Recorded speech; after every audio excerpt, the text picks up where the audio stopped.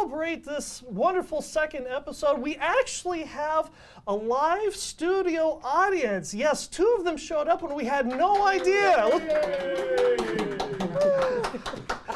And yes, Visioneers, if you're also interested in joining us for future recordings and tapings, reach out to Emily through our producer Emily through our social media links on LinkedIn, Facebook, and Instagram, and she can give you the details of where we're going to be taping next so that you too can join our live studio audience. Now, this show we would be remiss if we didn't recognize our sponsors for doing this show. Emily, take it away. At Oliver & Associates Real Estate, we know that buying or selling a home isn't just a transaction, it's a life moment. That's why they're committed to building relationships that last. They take the time to truly understand your needs, your dreams, and your story so they can find you not just a house, but a home. Give Oliver & Associates a call at 661-808-3444 or check them out at yourrealtor.us. That's 661-808-3444 or check them out at yourrealtor.us today. Our guest this week is Lizette Patterson, the owner of Cazador Consulting Group. And Lizette, welcome again to Small Business Celebration, and tell us, how did you get started? Well, first of all, who are you and what is it that you do? So my name is Lizette Gomez Patterson. I am the founder and CEO for Cazador Consulting Group. I am a full-service staffing agency focusing on white-collar and direct hires, some light industrial, but only if I know the client really well will I dabble into the light industrial. What possessed you to get into one of the most competitive industries in the business world? The love for changing people's lives and really impacting them. How so?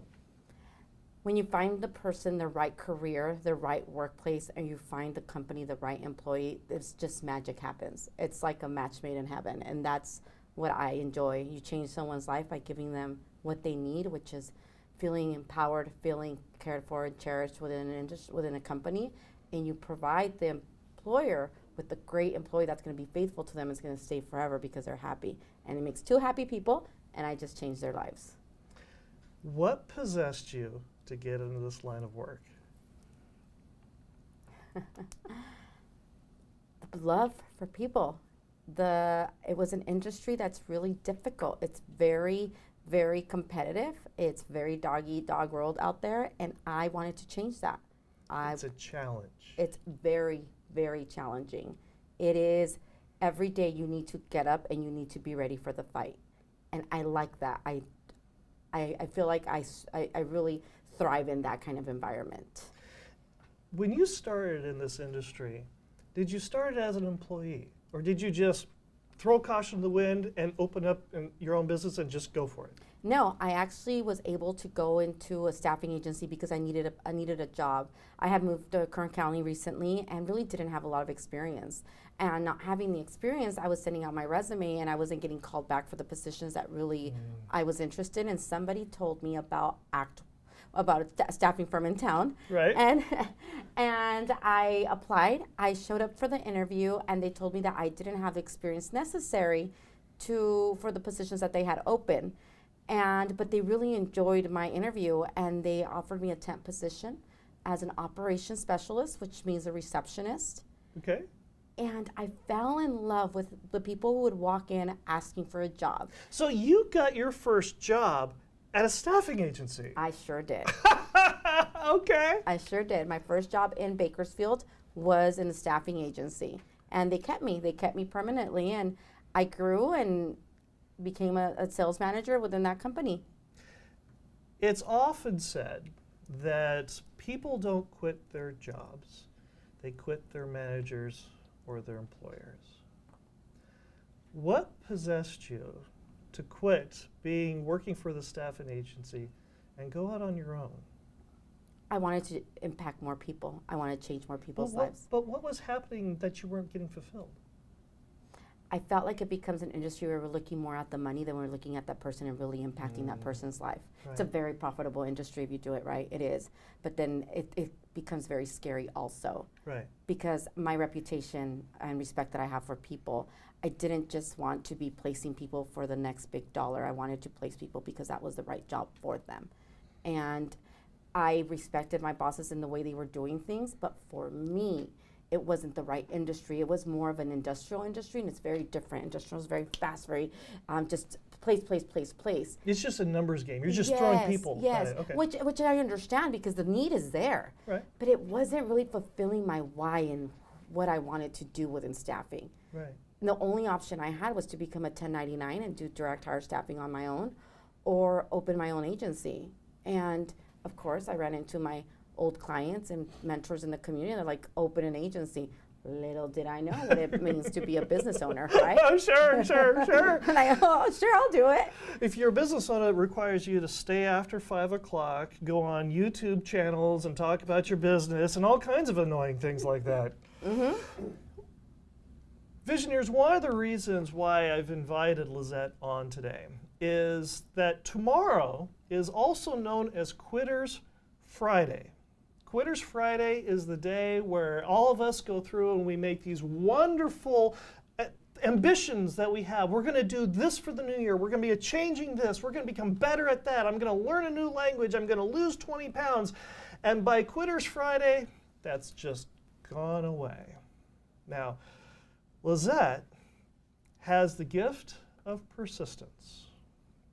And she's going to help guide us through her process of how she stayed just knocking it out, just day after day when people have told her no, she couldn't do it. They've come up with every possible reason of why she couldn't do it and how she couldn't do it, and the people that got in her way, how she had to go up and around and through. Also that you can learn from Lizette so that you cannot be part of Quitters Friday. When you started your business, well, let me step back for a second. Sometimes I get asked on Small Business Elevation, what is the number one thing I've learned? And the number one thing I've learned by being on the show is never, ever have a business partner. And the second thing is the best thing your business could ever do is have a business partner. And you come into that category where you were one of each. Exactly. When you started your business, you had a business partner. I had 2 business partners. Okay, why? Because I believed that that's the way I needed to do it, and they gave me the opportunity. They had the capital that I did not have and the know-how. They had other businesses, and they believed in me. They gave me an opportunity when I no bank and nobody else would. And so I brought them in to work with me. Unfortunately, lots of people don't understand it. Staffing is very, very heavy cash flow business. Right. So unless you're willing to put that money in. And in general, just to give our audience a general idea, when you say cash heavy, in general, what kind of numbers are you talking about when it comes to monthly cash flow? For a smaller staffing agency, about $300,000 a month. A month? Coming in and out. Yeah, smaller. Wow. Yeah. And then when you get larger, the commas start happening after that. And you needed that cash just to function. You do. You need to pay paychecks. You have temp to hire employees. You're paying them weekly. So the bigger your payroll grows, it's amazing, right? But that's the more money that you need to put into your payroll bucket to pay them.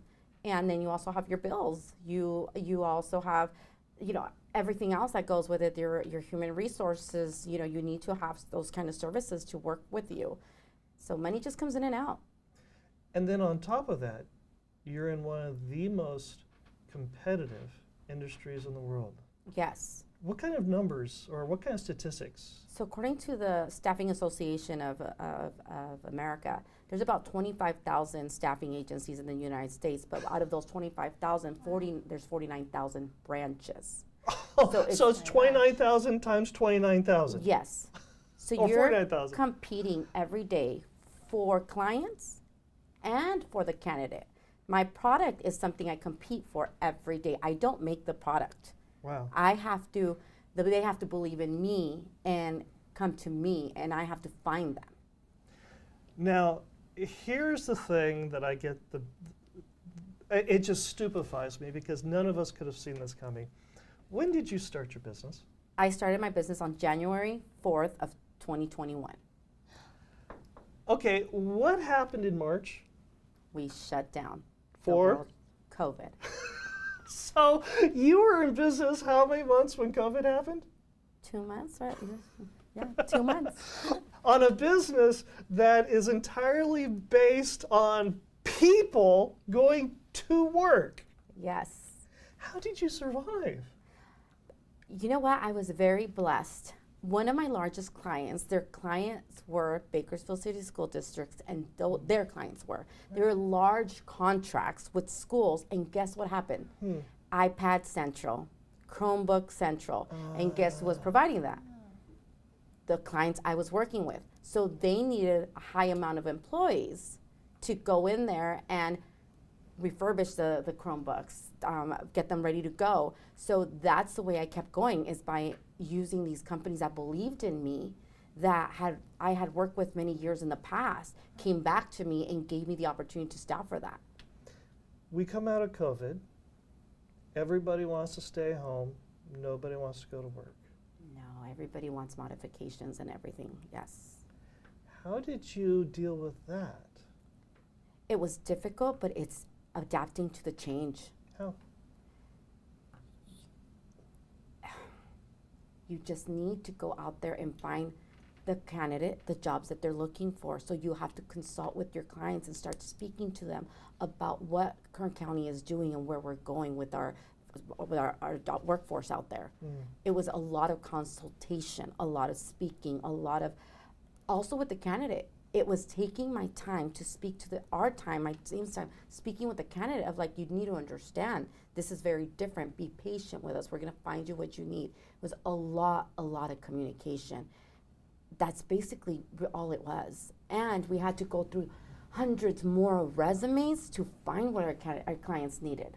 So we were putting in so many more hours, so much interviewing time to find exactly what they needed. And it was just adapting to that. Work overtime, figure it out. And then on top of that, you decided to fire your partners. Yes, it was a mutual agreement. We decided it wasn't the right fit. I love them, I respect them, and I thank them for what they did. But unfortunately, it wasn't right for us anymore. And it was time for me to create my dream and not have anything holding me back. And if it didn't work out, it was all my fault, nobody else's. So it was time for me to go. It's no small thing to not have any product to sell, not to have any people to sell, not to have any customers to sell to, and then you get rid of your cash flow. Yes, that was so scary. How did you get yourself up in the morning and just get out of bed? First of all, and I will say it, I am a true believer that God only gives you what you can handle. It was some of the hardest times I've ever had in my life. I did have people in my circle that pushed me, but I got up every morning and I meditated in bed, and I put a little like positive bubble around me that I wouldn't allow the negativity to penetrate me, and that if I've been able to make it before, you know, I've lived in Mexico, I've done a lot of things, you know, if I could make it during the hard times, I could make it. So it was meditation as soon as I woke up. Then after that is go see my boys, the reason why I do what I do, and seeing them. And then coming into work and looking at my employees that believed in me, that had no idea what was going on in the background, but I couldn't fail them because their families depended on their paycheck that I was providing for them. So then I would just go through my emails. The book, The One Thing, was really big for me. By The One Thing by Gary Keller, I believe. Okay. The One Thing teaches you about setting your priorities straight. And what is that one thing that you have to do today that's going to provide you with what you need, which for me at that moment was money. So I would focus on that one thing, and it was the one thing I did. But then I made it even bigger for myself. I also, what is the one thing I need to do today for me to feel fulfilled as a mom? And I focused on that. And some people might not see it, but I did little things like I would text my boys, I love you guys, you're my everything. And that kept me going, remembering that one thing every day. And at the end of the night, is putting in the hours, is letting go of everybody telling you, Lizette, you need to have a work-life balance. If I would have listened to people, I wouldn't be here. You can't have a work-life balance when you are funding your own company, when you are trying to do everything you can to get lines of credit and everybody's saying no to you. You have to believe in yourself and you have to continue working. And people tell me life is short, you're going to get sick. Oh well, when God wants me to get sick, I'm going to get sick, okay? I don't have time to think about that right now. Right. And it's just keep on going every day. And having those people there around you that believed in you. Because not everybody truly believes in you. My circle, also I eliminated a lot of people from my circle. Those are the things I did every day. People that would tell me to do things that I felt weren't going to help me bring in that money for my company. I called banks. I called small business centers. I called my mentors. I read. That's daily habits that I did until I was able to find the funding that I needed to keep on going. Because when my partners left, I did lose all my funding. We didn't have any loans. My loans were my partners. So I lost it all, but I didn't have an option. I didn't have an option to fail. So just figure it out. How do you teach this now that you've got employees? How do you teach what you just did to your employees? By example. I think everything we learn is by example. When my employees come to me and they can't find the right candidate, or they can't do the direct hire, or they're trying to figure out our P&L, it's like, let's dig into it. Let's figure it out. There has to be a way. Let's think outside of the box. Let's go to our connections. Let's go to this community is so great if you make the right relationships. It's not just about handing a business card. Right. It's about changing someone's life. Right. Go to those people and start doing that, because those people will give you exactly what you need. They'll give you either a word of advice, they'll send you a job order, they'll send you a referral, they'll make you smile. And sometimes all you need is really a smile. You just need to laugh it off. Like, okay, you don't know what a P&L is? It's okay. I didn't know what a P&L was 5 years ago. Just learn, dig into it, figure it out. I think this is a perfect opportunity to find out what Lizette's fortune is. Don't you? I do. All right. And with that, wait, we moved things around. Bingo. Now, Visioneers, if you're not familiar with the way the fortune cookie game is, I have an unopened fortune cookie in my hand, and I give this fortune cookie to our guest. Now, she must open the sealed fortune cookie, break open the fortune, preferably while eating the fortune cookie, read the fortune aloud, and add "in my business" to the end of it. And then, of course, expound on it. Are you ready? Okay, so read it in my business. In my business. Break it open, and there we go. Okay. And what does your fortune say? Go with your gut in my business. Go with your gut in your business. So apply that to your business. How would you go with your gut? Everything I do is going with my gut and what I'm feeling. This is part of my success. So right now you're about ready to throw up. No, not anymore. the first minute or two I was. The first minute or two. Not anymore. Not, I'm not going to be everybody's cup of tea. I'm not going to always say everything correctly. I roll my R's a lot, but yes, I'm a proud Mexican. That's just what happens. Sure. So sometimes that's what gets me nervous, because I was picked on before. Right. But I'm okay with it. So in my business, I go with my gut, and we go with our gut a lot. Give us an example. Okay, for example, when a candidate calls you and they tell you that they want a certain job and they're applying for it, you're gathering as much information as possible. And I will be very transparent with you guys. 50% of what they're telling us is not completely true. Sure. I really do type 100 words a minute. No, really. you really don't. And it's not that it's a lie. It's just they add a little bit, right? They exaggerate a little bit to make them look better. Right. If you're going on a date, you're going to exaggerate a little bit of everything. Sure. I'm perfect. I've never been in a fight before, Sure, right. It's not going to happen. It's the same thing. I need to go with my gut. Our employees need to go with their gut. What about what they're saying is really, really true? And can they really work in a micromanaged environment? Or are they just telling me because they want the money that company pays? You have to go with your gut. What did you feel? Well done, you. Congratulations on winning the fortune cookie game. Now, Visioneers, over the last season, producer Emily has joined us for the main show. And we discovered something.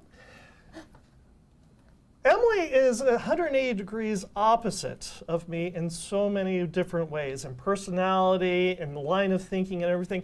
And one of the things we started implementing in the regular show is we would go ahead and have questions by Emily. And I can't tell you how many times when I got into the editing bay to edit the show, I just cut half of my questions out and put hers in because they were so much better. So now, without further ado, we have probably the most popular segment from the main show you never get to see until here on Meat and Potatoes. It is now time for Questions by Emily.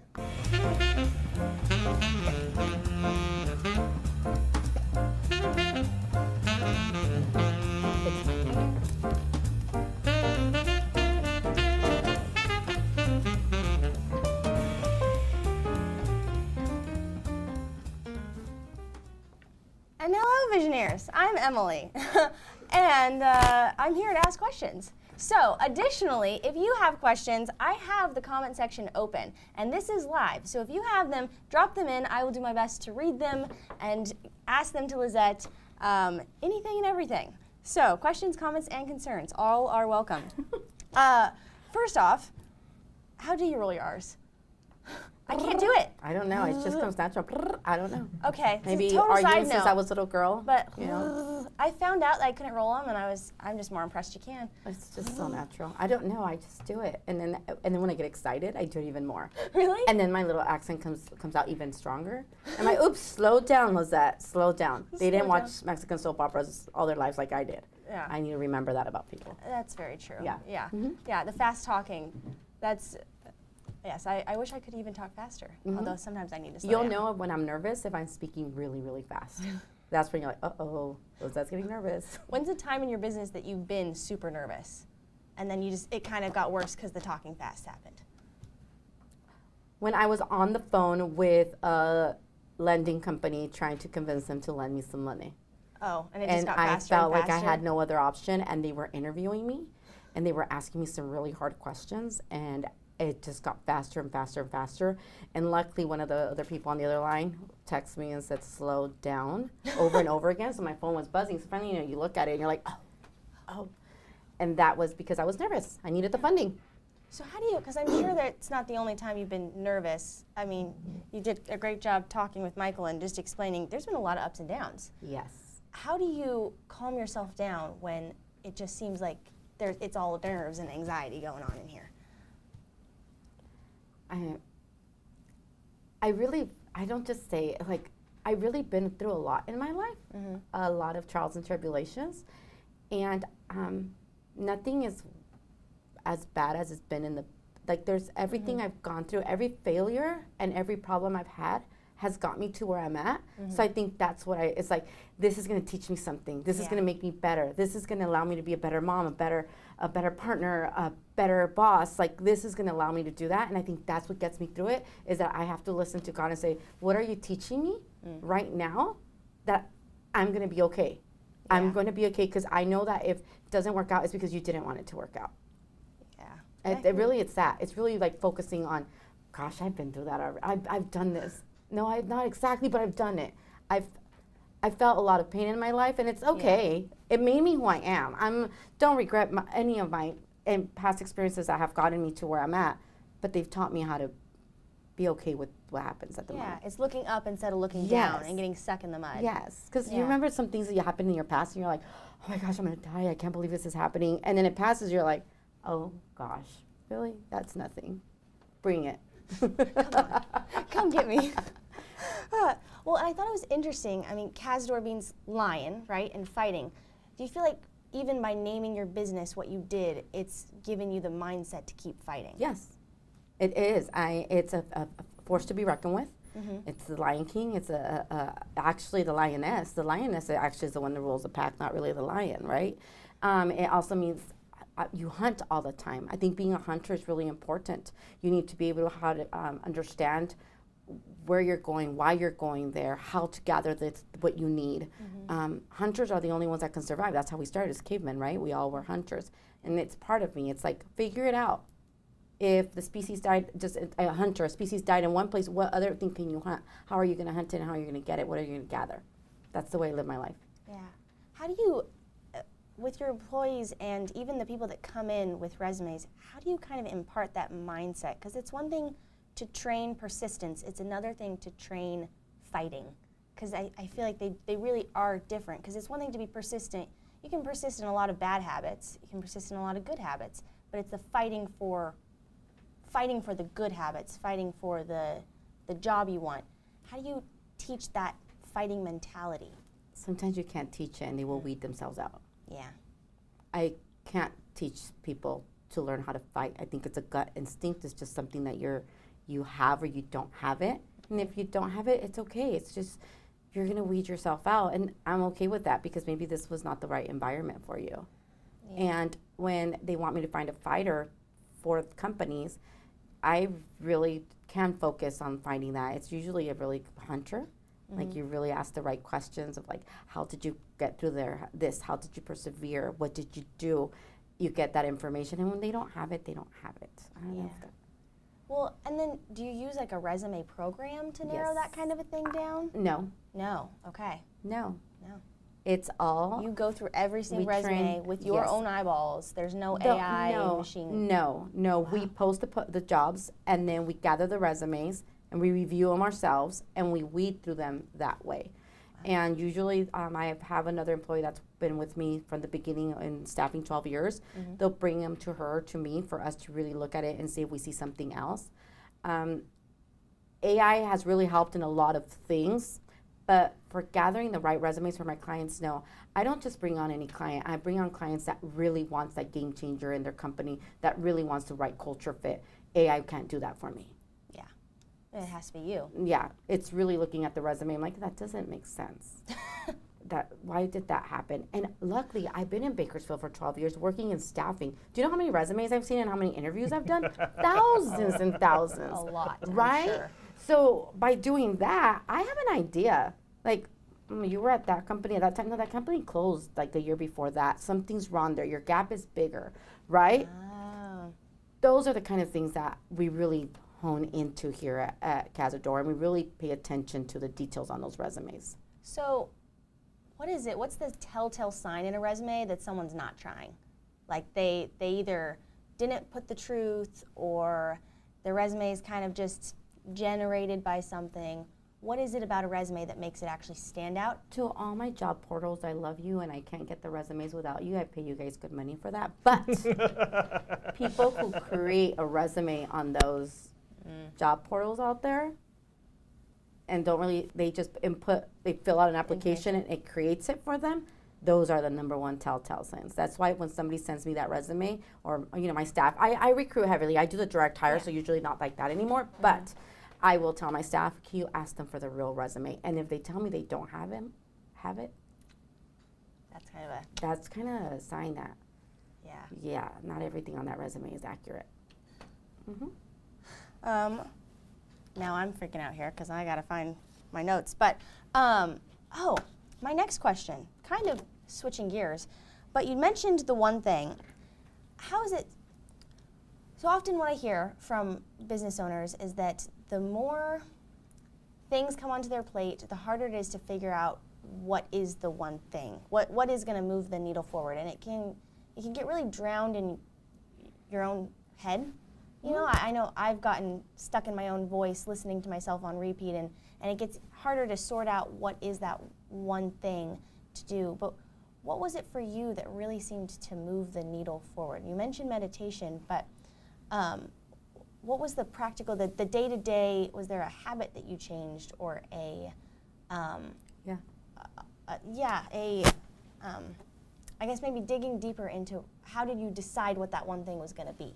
So the first habit I changed is I wouldn't do anything unless I accomplished my little checklist for my one thing. Mm-hmm. But the way I accomplished it is I would just really focus, come to the office, grab my cup of coffee, have my staff meeting. That's really important. Make sure you meet. I meet with staff every day as much as I can. I go into every office, I talk to them, and then I join them for their daily sales meeting. Then off of their energy, I come back to my office, and I think, what is the one thing I need to do today to make the money for me to be able to pay their payroll next month, right? What is the one thing? And that's if it's sending 25 emails to 25 clients that I am staffing for right now and asking them for an order, that's what I do. If it's getting one job order, then I will work till 5 o'clock in the afternoon to get that one job order. Not till I do that one thing that's gonna move the needle forward for me. Because everything else doesn't matter. If I don't pay the bills, I don't have Cazador Consulting Group. I can't give back to nonprofits in our community. Yeah, so you're assessing daily. Daily. It's what is that one thing at that moment that I need to do.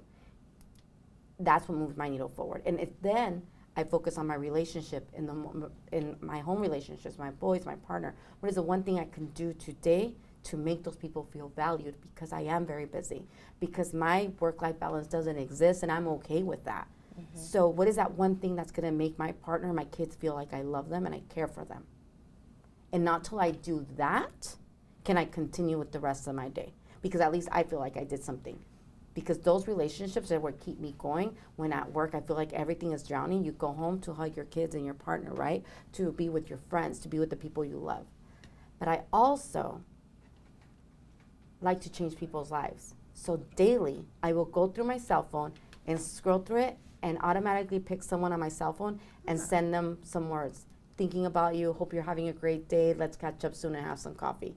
Because I like to change people's lives. Yeah. So I have like things that I do every day to make my needle move forward. Because if you change the person's lives and you make them smile, ultimately, they will want to do the same for you. And when you haven't asked for them, they're willing to help you out. Yeah. Well, and even what you mentioned about staff meetings, having those, a lot of companies try to eliminate meetings, especially with COVID, and since we've kind of gone more digital. What is it for you that you've found has actually helped your company by having a staff meeting? Or what would you tell other companies that come to you that say, oh no, we don't do staff meetings? Refrigerator talk is the best. You know what, we're all humans. We're not robots. Yeah. If one of my employees having a bad day, I can feel it. And we need to be a team and have their back. Whether the problem is something we agree with or don't agree with, it's their problem. It's in their head and they can't function. Those staff meetings help you understand what mindset each one of your employees is at. And it actually helps them create a relationship with each other. When it's all through Zoom, it's not connected. There's no connection anymore. But when you have those staff meetings and you're talking and they're looking at me, my team knows when it's game on, and don't mess with me right now because it's game on, just by the way I'm reacting during our staff meeting.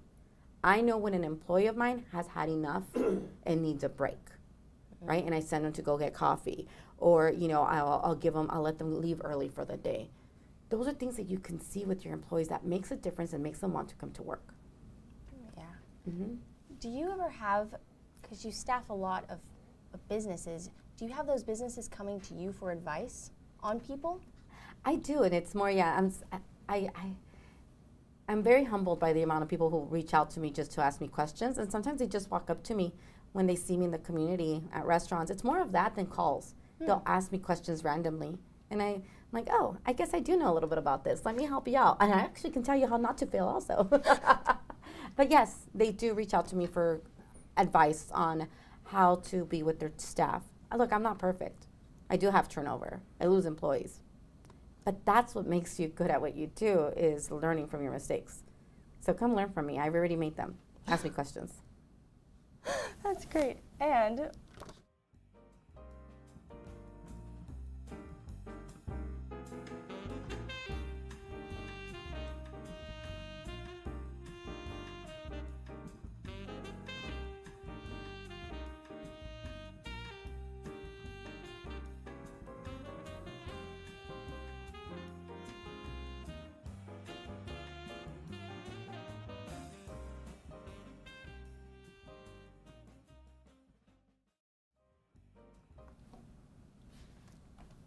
And with that, Visioneers, with all that wonderful advice, another thing Lizette is really great at is fashion. If you have ever seen her and her office, this office is always decorated. She always looks fashionable and on point. And so, keeping the theme of playing games, the game we have is going to be called guess my closet. Oh. So, so I have two whiteboards here. I'm going to give one to Lizette and one to me. And I have a purse, because what better than a handbag, with a variety of papers and slips of things that are commonly found in a closet, or maybe uncommon. We'll see. And I have a lovely kitchen timer. We'll put 30 seconds on the clock, and Michael will be our lovely monitor. There's a start and stop right there. Oh, and I do have pens for this, because we couldn't do this without pens. What color would you like? Pink. Pink. I'll be blue. Okay. You're going to pick your card, and then when Michael tells us, oh yeah, so just, I just have to pick something in here? and audience, you guys get to decide whose drawing is better. Okay. In the comment section. In the comment section, that's right. But we're not going to tell Michael what it is. He's going to have to guess. Ready? Tell us when. And start. 30 seconds. Oh gosh, this is kind of hard, huh? And this is where we get to find out where their drawing skills really are like. This is looking really bad. This is looking really, really bad. You know, I think we should probably work on some kind of waiting music on this. Doo-doo-doo. No, don't Oh. do that. We don't want to get sued by Jeopardy or copyright infringement on that. Sorry. 2 seconds. 1 second. Okay, so now we've got to figure out. Okay, Lizette, Horrible. a boot? A dash boot? Did he get it right? No, it's almost. I couldn't figure it out. It's stilettos. Oh, it's still something. It's almost there. Okay, show the audience your picture. There you go. Not bad, right? I don't know why I did a boot. No, It's because I've been wearing them all your day. camera. Go into your camera. There we go. If you can say, there you go. That's a stiletto, Visionaries. That's a stiletto That's the boot. stiletto. I didn't think, I'm like, darn it. It darn still it. has a heel on it. Yes, it and, does. Okay, and Emily, what do we got here? We've got, looks like a dress. Gown. Gown. Gown. I you got it! Lilies, there we go. I tried adding glitter. I said There you gala go. dress or gown in my head. And see, yeah. You know, it's somebody I'm sure would wear this somewhere, maybe. Or Yeah, not. your drawing skills are better than mine. Well, Lizette, thank you very much for joining us here on Small Business Celebration Meat and Potatoes. And this has been a real treat. Thank you very much for joining us. Thank you so much. I really appreciate it. Now, Visionaires, we have the upcoming Executive Association of Kern County is having their annual trade show coming up on January 30th, Thursday, January 30th from 4 p.m. to 7 p.m. at Stockdale Country Club. We're going to have AJ Anton Giovanni, who is the president of Mission Bank, going ahead and speaking about the financial outlook of Kern County. We're also going to have Scott Garrison of Planned Exits talking about how you can actually prepare for the future closure or sell off, or how you plan on exiting your business. And we're going to be finishing with Johnny Backlini, who has got an inspirational story you don't want to miss. This is a gentleman that emigrated to the United States from a war-torn Lebanon where they had a civil war, came without knowing how to language, and now owns more than 40 restaurants in 3 states. This is an event you definitely don't want to miss. If you want tickets, they're $10, except if you know a guy, you can get them for free. So go ahead and reach out to us on our social media links on LinkedIn, Facebook, and Instagram, and we can get you tickets to this fantastic event that's coming up on January 30th from 4 to 7 at Stockdale Country Club, getting them all mixed up. At Stockdale Country Club, you definitely want to be there. And Visionaries, you also don't want to miss this week's episode with Mark Barnes. We talk about boosting confidence in salespeople. Mark Barnes is the owner of the Minutemen Press franchise here in Bakersfield. And if you haven't checked out this episode, it's great. He goes through and he talks about how you can help your sales team boost their success, how to make them feel better, how to help them improve their progress, and just knock it out of the park in one gigantic swing. So until next week, when we come back here for another live episode of Small Business Celebration Meat and Potatoes at 5:30 p.m. here on YouTube, we'll see you then.